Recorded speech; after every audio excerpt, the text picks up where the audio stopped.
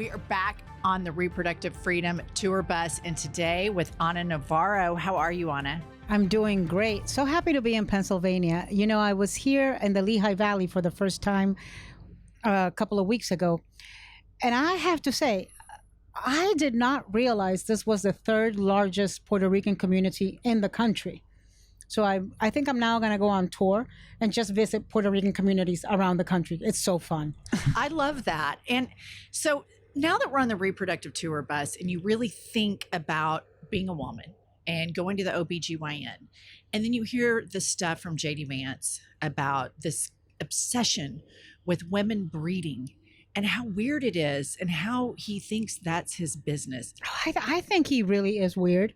And I think it's uncanny how many conversations about cats we have had in this campaign. There has been more conversation about cats, cat ladies, cats in Ohio, cats all over the country than there have been about policy issues we should all be caring about.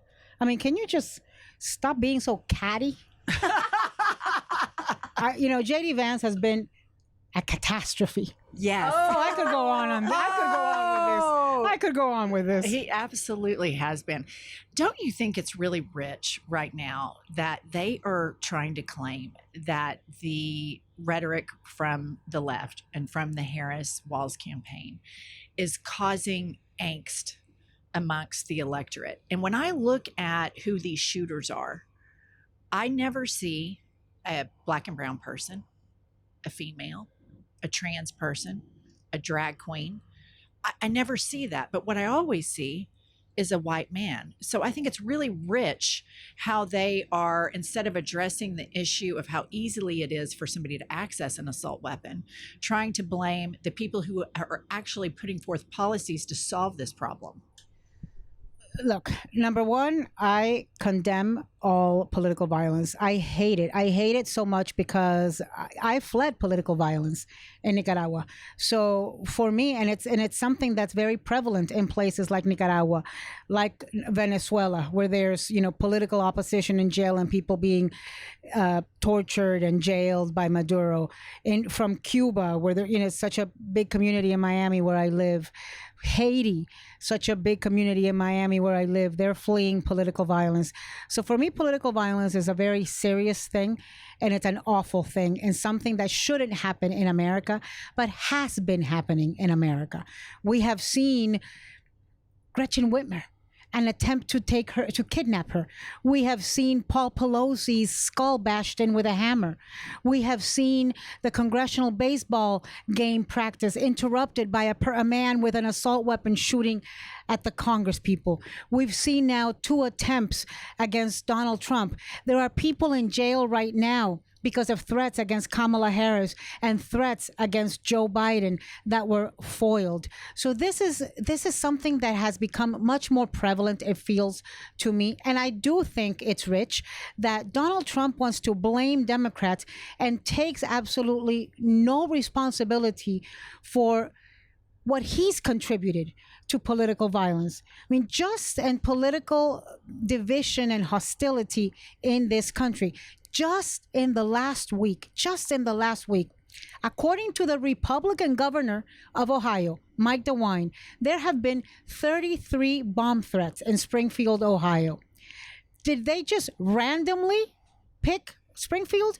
Did it randomly begin happening days after the debate when Donald Trump elevated that conspiracy theory against Haitians in Springfield to a national level in front of 70 million people? Of course not.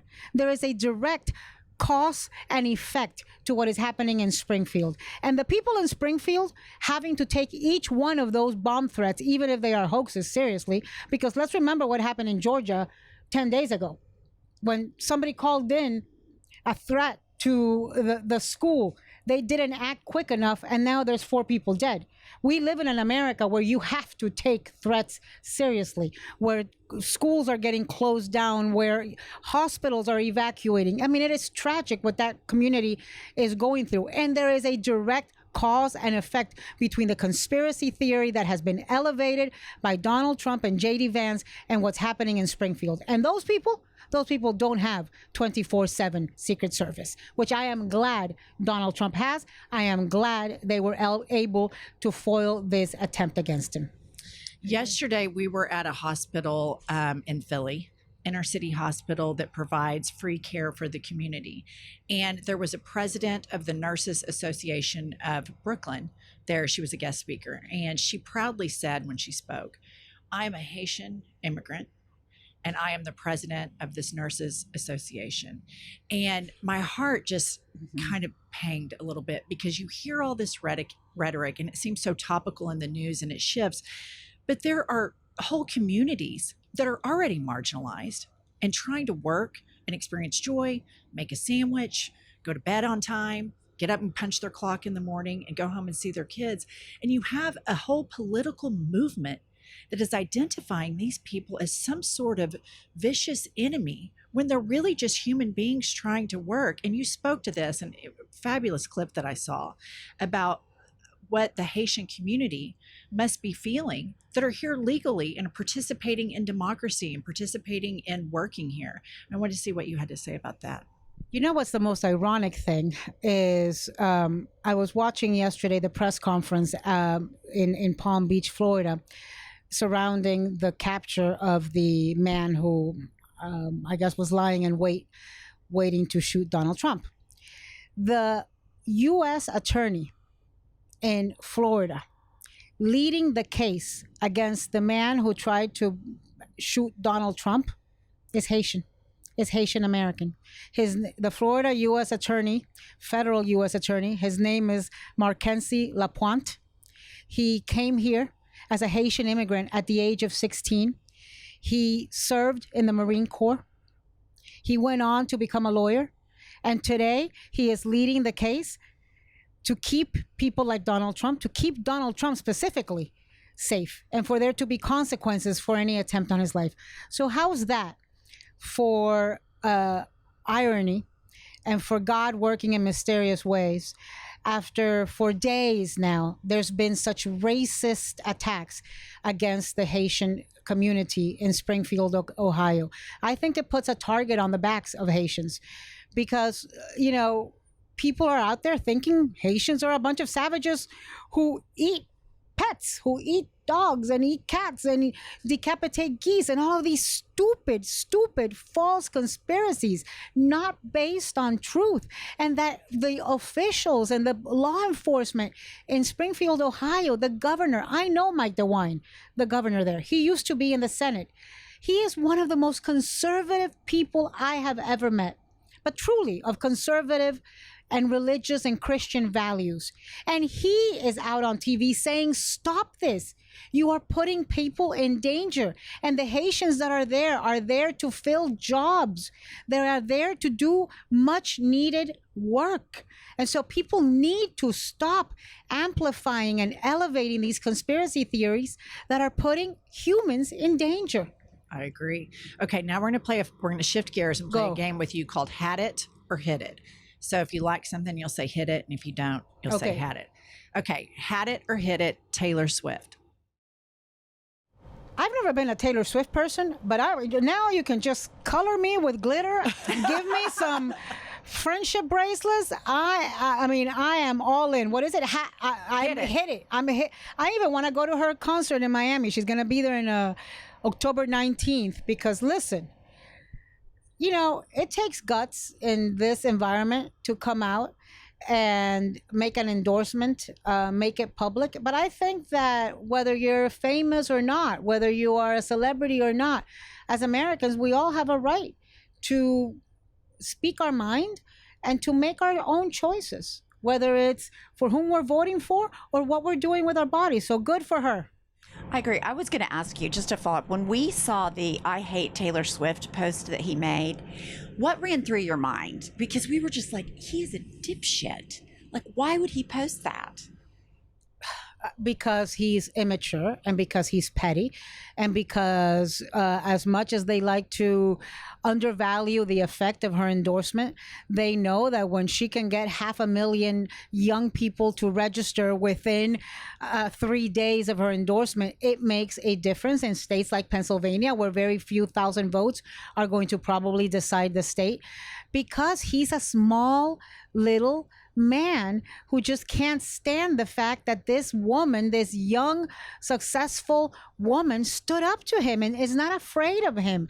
But it's ridiculous. Look, Donald Trump has tweeted against me. He's tweeted against me when he was president, when he had the bully pulpit of the presidency. Imagine being president of the United States and using that bully pulpit to tweet against me.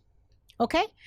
And when Donald Trump tweets against you, gates of hell open up and every demon comes out and attacks you. I know what it's like in a very small percentage and fraction of what I am sure Taylor Swift is getting, but she's not afraid.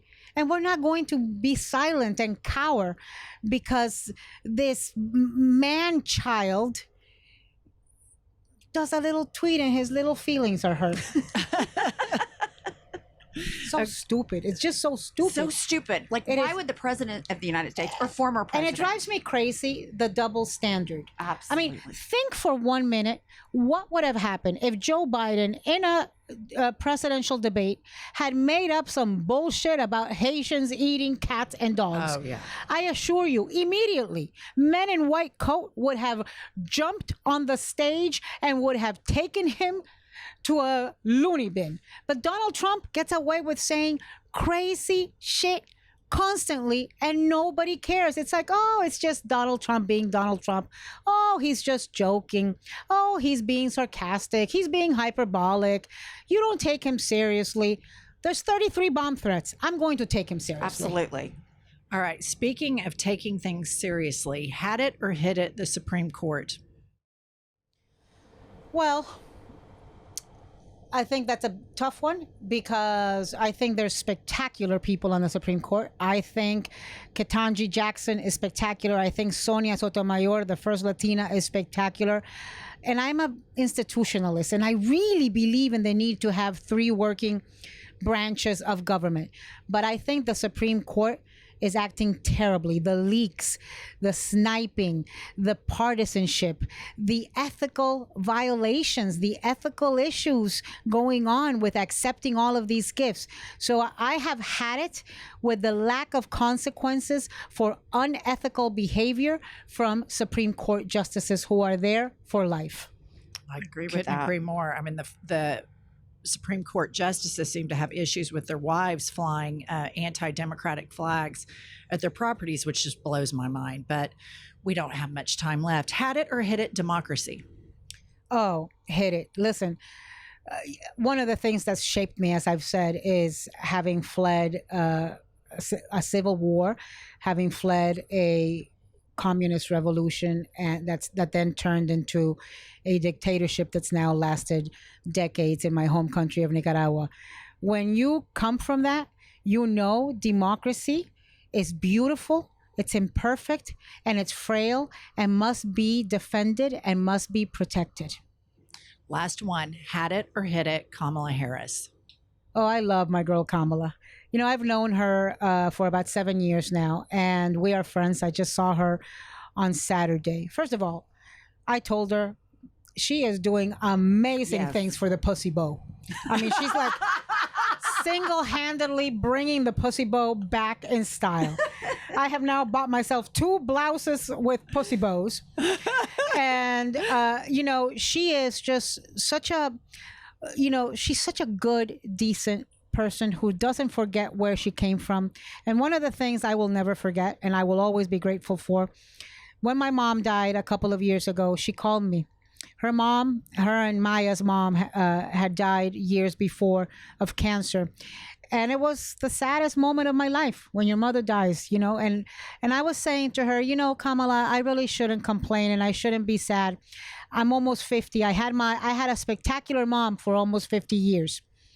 And she said to me, don't do that, Anna. Your grief is yours. Every grief is unique. Don't underestimate, don't undervalue your grief. And she talked me through things I could do to celebrate my mom and keep her with me. Like she told me she keeps a picture of her mom in the kitchen. And that way when she's cooking, she feels like she's cooking with her mom. I told her I was going to need to find a different room for my mom who couldn't even boil water. And, she talked to me about playing her favorite songs and just, celebrating the things that she loved. And I can't tell you what a difference that made for me at that very sad time. And we need a president capable of having empathy and compassion, because invariably there are going to be tragedies in America in the next 4 years, whether it's tornadoes or fires or floods or hurricanes or buildings collapsing or attacks or mass shootings.